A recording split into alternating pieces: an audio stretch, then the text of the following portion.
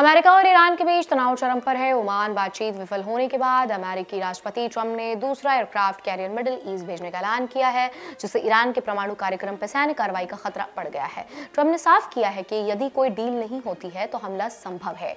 Iran और America के बीच तनाव कम नहीं हो रहा है। ओमान में बातचीत के बाद भी जंग का खतरा टलता हुआ दिखाई नहीं दे रहा है। अमेरिकी के राष्ट्रपति डोनाल्ड ट्रंप ने शुक्रवार को कहा है कि दूसरा एयरक्राफ्ट ग्रुप जल्द ही मिडिल ईस्ट भेजा जाएगा, जिससे ईरान के न्यूक्लियर प्रोग्राम पर बातचीत के बीच उसके खिलाफ मिलिट्री खतरा बढ़ गया। तब मीडिया कर्मियों ने ट्रंप से पूछा कि वो यूएसएस गोलार्ड R4 को कैरिबियन सी में मिडिल ईस्ट ले जाएंगे, तो उन्होंने पत्रकारों से कहा है कि बहुत जल्द निकल जाएगा। ट्रंप ने आगे कहा है कि अगर हम डील नहीं करते हैं तो हमें इसकी जरूरत पड़ेगी। द न्यूयॉर्क टाइम्स ने ही रिपोर्ट में कहा था कि फ्रॉड स्ट्राइक ग्रुप को एक नया ऑर्डर दिया गया, जिसके तहत ईरान के नेताओं के खिलाफ प्रेसिडेंट ट्रंप के दबाव को तेज करने के लिए फार्स की खाड़ी में USS Abraham Lincoln carrier strike group शामिल हो जाएगा।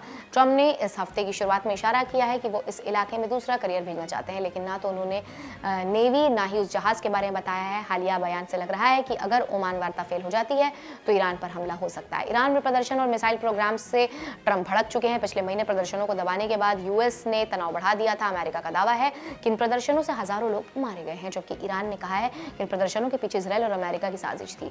अमेरिका ने पहल चेतावनी दी है कि अगर तेहरान अपने न्यूक्लियर प्रोग्राम पर डील करने में नाकाम रहता है तो इसका गंभीर नतीजे होंगे। पहला aircraft US carrier Abraham Lincoln और उसके गाइडेड मिसाइल डिस्ट्रॉयर पहले ही अरब सागर में। पिछले हफ्ते यूएस सेना ने एक नई ईरानी ड्रोन को मार गिराया जो कैरियर के पास गया था, लेकिन ईरान ने झुकने के संकेत नहीं दिए।